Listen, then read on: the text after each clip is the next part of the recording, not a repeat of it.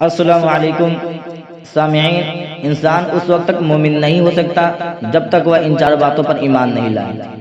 آئیے اس حدیث سے جانتے ہیں کہ وہ کون سی چار باتیں ہیں۔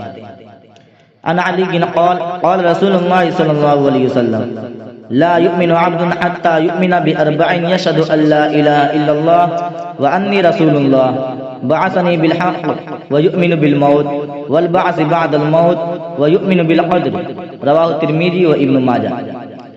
حضرت علی رضی اللہ عنہ سے روایت ہے کہ رسول اللہ صلی اللہ علیہ وسلم نے فرمایا کہ بندہ جب تک چار باتوں پر ایمان نہ لائے وہ مومن نہیں ہو سکتا۔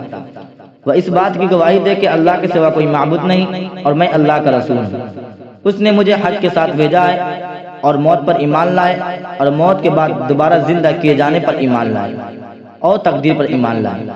اس کو ترمذی اور ابن ماجہ نے روایت کیا۔ اس حدیث سے معلوم ہوا کہ تقدیر پر ایمان رکھنا دین کا اہم رکن ہے، جس کے بغیر کسی کا ایمان کامل نہیں ہوگا۔ تقدیر پر ایمان لانے کا مطلب یہ ہے کہ اس دنیا میں تمام چیزوں کے جاری و ساری ہونے کو اللہ کے قضاء قدر کے تابع مانا جائے۔ والسلام علیکم ورحمۃ اللہ۔